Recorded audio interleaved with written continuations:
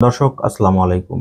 খুবই গুরুত্বপূর্ণ একটা খবর, যেই খবরটা প্রকাশ করেছে ইন্ডিয়ান টুডে অ্যানি। মানে ইন্ডিয়ান টুডের এটা একটা সিস্টার কনসার্ন পত্রিকা।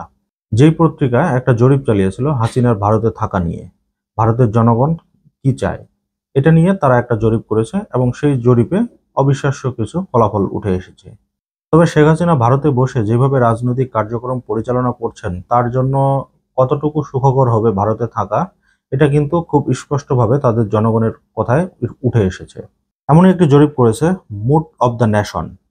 মুড অব দ্য নেশন শিরোনামে এই জরিপে হাসিনাকে আশ্রয় দেওয়া নিয়ে ভারত সরকারের সিদ্ধান্তের বিষয়ে জনগণের মতামত জানতে চাওয়া হয়। এটা নিয়ে নিউজ টুডের যে নিউজটা করেছে সেটার বাংলা অনুবাদ করেছে দ্য বিজনেস স্ট্যান্ডার্ড। বিজনেস স্ট্যান্ডার্ডের খবরে যেটা বলা হয়েছে যে 50% ভারতীয় জনগণ চান না যে শেখ হাসিনা ভারতে থাক। খবরের বিস্তারিত যেটা বলা হয়েছে, বাংলাদেশের ক্ষমতাচ্যুত প্রধানমন্ত্রী হাসিনাকে ভারতে আশ্রয় দেওয়া নিয়ে সে দেশের জনগণ কি ভাবছে তা নিয়ে জরিপ চালিয়েছে ভারতীয় গণমাধ্যম ইন্ডিয়া টুডে।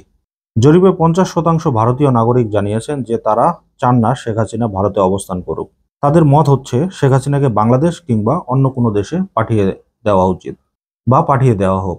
এছাড়াও জরিপে 21.1% ভারতীয় নাগরিক জানান বাংলাদেশের বর্তমান সরকারের সঙ্গে সুসম্পর্ক গড়ে তুলতে হাসিনাকে বাংলাদেশে ফেরত পাঠানো উচিত।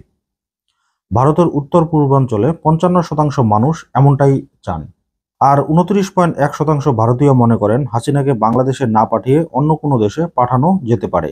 এবং এখানে হাসিনার অতীত কর্মকাণ্ড সবকিছু তুলে ধরা হয়েছে, বেশ কিছু বিবরণ দেওয়া হয়েছে। তিনি কতগুলো গণহত্যা করেছেন, কি করেছেন না করেছেন, ক্ষমতায় থাকতে কিভাবে মানুষকে নির্যাতন করেছেন, বাক স্বাধীনতা হরণ করেছেন, সব ব্যাপারগুলো এখানে উঠে এসেছে। কিন্তু মূল জরিপটা হচ্ছে যে ইন্ডিয়ান জনগণ কিন্তু চায় না যে শেখ হাসিনা ভারতে থাক, এবং এটা কিন্তু কেউই চান না যে শেখ হাসিনা ভারতে থাক। তারা চান যে শেখ হাসিনাকে ভারত থেকে অন্য কোনো দেশে পাঠিয়ে দেওয়া হোক অথবা বাংলাদেশে তাকে পাঠিয়ে দেওয়া হোক আবার।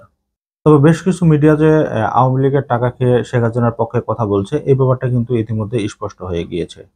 ইতিমধ্যে আপনারা দেখেছেন যে নরেন্দ্র মোদী আমেরিকা গিয়ে কিভাবে অপমানিত হয়ে এসেছে, এবং নরেন্দ্র মোদীর যে এখন আর সেই সুদিন নেই সেটা কিন্তু ভারতীয় জনগণ কিন্তু ইতিমধ্যে সেটা প্রকাশ করা শুরু করেছে।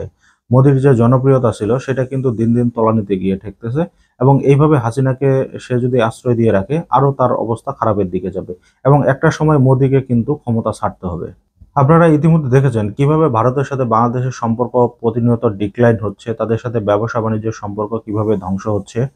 এবং আমরা এটাও দেখেছি কিভাবে কলকাতার চাষিরা তাদের ফসল বাংলাদেশে পাঠাতে পারছে না, পেঁয়াজ, আলু, আদার্স যেগুলো পণ্য রপ্তানি করা যায় সেগুলো তারা কিভাবে রাস্তায় ফেলে অবরোধ করেছে, কিভাবে তারা ময়ূক রঞ্জনের বাড়িতে আক্রমণ করেছে, এই ব্যাপারগুলো কিন্তু কারো অজানা না।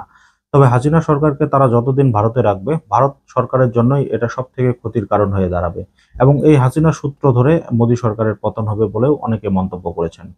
তো দর্শক, ইন্ডিয়া টুডে যে জরিপটা করেছে সেই জরিপটাতে কিন্তু ভারতীয় জনগণ চাচ্ছেন না যে শেখ হাসিনা ভারতে থাক। তবে এখন দেখার অপেক্ষায় শেখ হাসিনা ভারতে কতদিন স্টে করতে পারেন। যদিও বহির্বিশ্বের কোনো দেশ শেখ হাসিনাকে নিতে আগ্রহী না, এখন ভারতেই হয়তো তার শেষ আশ্রয়স্থল। ভারত সরকার শেষ পর্যন্ত কি করে এটাই এখন দেখার অপেক্ষায়। তো আজকের মতো এই পর্যন্তই। আল্লাহ হাফেজ।